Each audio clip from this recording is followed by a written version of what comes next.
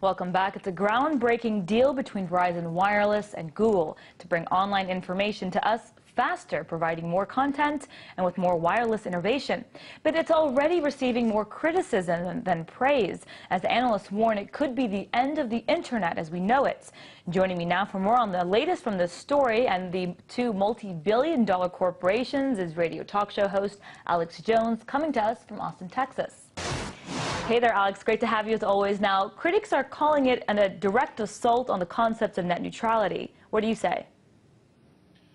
Well, absolutely. I mean, it's PC World. It's pro-internet freedom organizations like the Electronic Frontiers Foundation.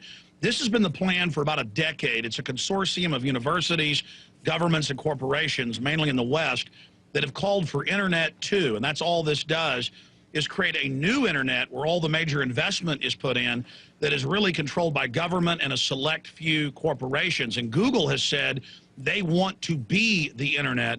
They want to have a monopoly. As the founder of the Rockefeller dynasty said, competition is a sin. So they let the people invest in the web. They let different smaller internet service providers build the infrastructure.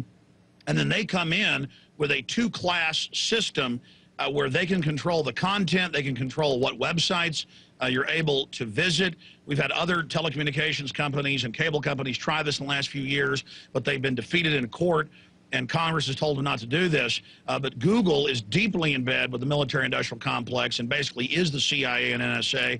And so they've been allowed to do things that other people haven't been able to do and other corporations haven't been able to do. So this is the end of the free web if we allow this to take root. Alex, I want to ask you something else. You mentioned that there's a government connection here. What can you tell us about how the government or the Obama administration is linked either to Google or Verizon?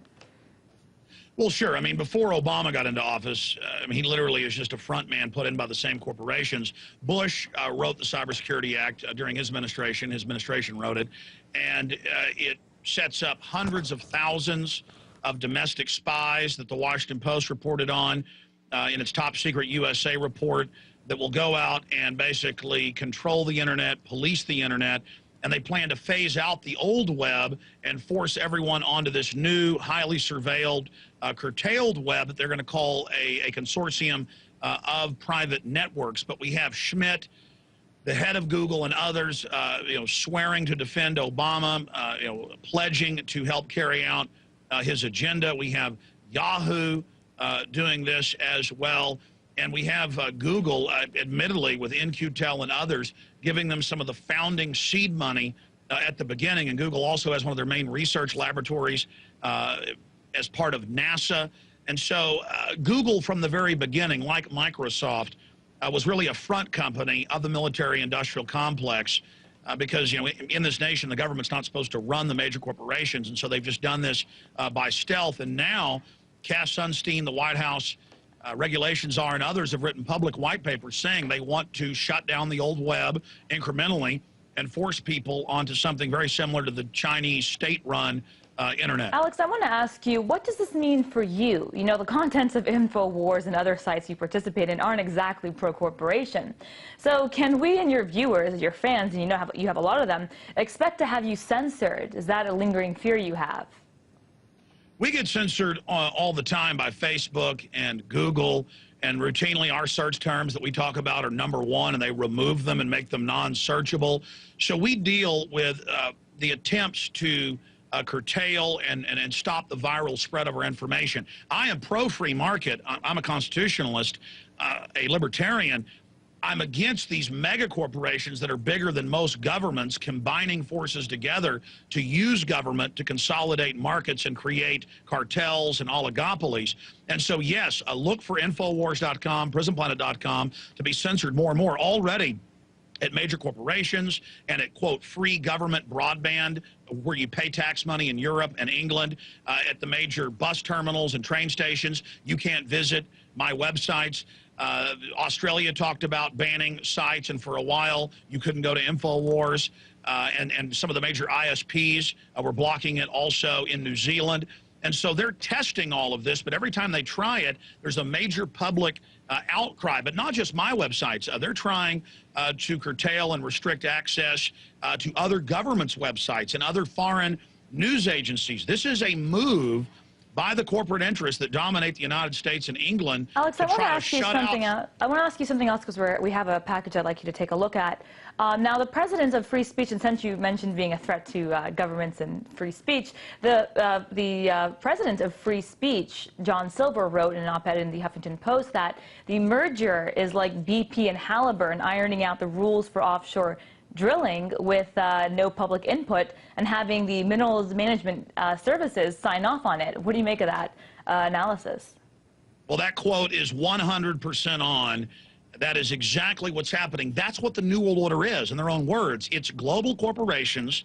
Individually, take Walmart. It's bigger than most major nations' GDPs. They have their own intelligence networks. It's the same thing with Google and Verizon.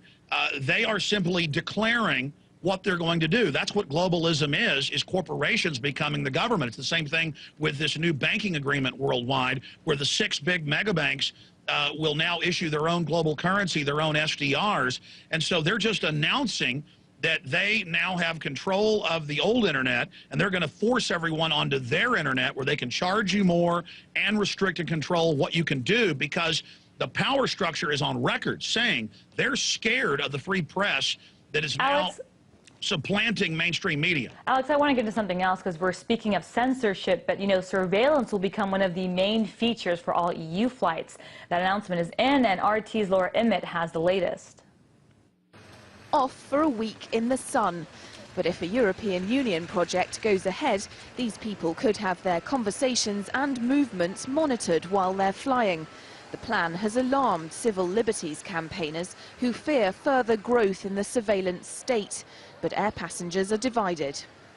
Yeah, I think that's bad. Just because it's like private and personal, you wouldn't, I don't know, I think there's a line, and we keep pushing it with like the regulations. And I think it's so prevalent already that just expect it. You watch TV on land, you watch TV in the air, you'll be surveilled on land, you'll be surveilled in the air. It doesn't worry me. I've got nothing to hide, so it wouldn't worry me personally, no. The EU project is aimed at tackling terrorism by analysing the way passengers behave in a bid to isolate potential bombers or hijackers when they're already on board. At the moment, surveillance on planes is mainly limited to a CCTV camera near the cockpit. Britons are the most watched people in the world, with more CCTV cameras per capita than any other nation. There are cameras on motorways, in train stations and in airports. And it's here at the University of Reading that the new in-flight surveillance system's being developed. It won't just include cameras, there'll also be microphones and special systems for monitoring unusual behaviour.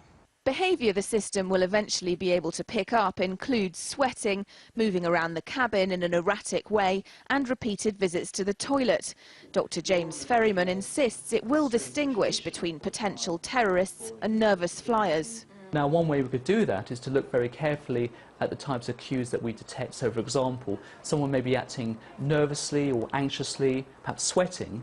In isolation, of course, that doesn't say anything. It could be just, again, a nervous flyer. But it could be a terrorist. But we only know that when we combine this information with other sources of information that come to play. I like to think of it as not Big Brother watching you, but Big Brother looking after you. Not everyone sees it that way. Campaigners say privacy is one of the litmus tests for a democracy, and mass surveillance erodes it enormously. It treats everyone as a suspect, and that completely contradicts one of the main tenets of democratic law, which is that everyone is innocent until they are proven to be guilty. Continuing surveillance, mass surveillance, be it video, communications, whatever the many ways that seem to just be creeping forward, completely goes against that and completely is a thorn on democracy. Apart from the civil rights issues, many question the efficacy of an on-board system. If a terrorist isn't caught at the airport, they say by the time a plane's 30,000 feet up, isn't it already too late? Laura Emmett, RT, London. That was RT's Laura Emmett, but I want to bring Alex back into this conversation. So you heard one guy say in that story, Big Brother's not watching you, Big Brother's looking after you. What do you make about the surveillance now in the air? Well, in 1984, Big Brother was helping you. I mean, Big Brother didn't come out and say we're oppressing you. This is the scientific dictatorship. They're training everyone to have everything you do recorded. 12 years ago, they put microphones up around Austin, where I live, and said, oh, they're gunshot detectors. Now they admit it's to surveil us. The naked body scanners are really to get a 360 body scan so passive cameras can look through your clothes on the street and get your identity. They bathe you in radiation. They now admit in the U.S. they're saving all the images, and they lied to the public. The terrorist is the military-industrial complex that is making us the enemy and making profits out of this, and it's total quackery, a thought crime where they say these cameras will analyze that you're sweating, maybe you're hot, maybe you've got an upset stomach. The point is that this is all aimed at free humanity and has nothing to do with men from Central Asia that are really funded by the CIA. And Google and others are a big part of the face scanning cameras going in on the streets and all this surveillance. This is worse than 1984. Alex, and unfortunately, it's free crime. Unfortunately, Sure. We're coming to an end, but it's always great to have you on. We hope to check out your website. Hopefully it's back and running. That was radio host Alex Jones.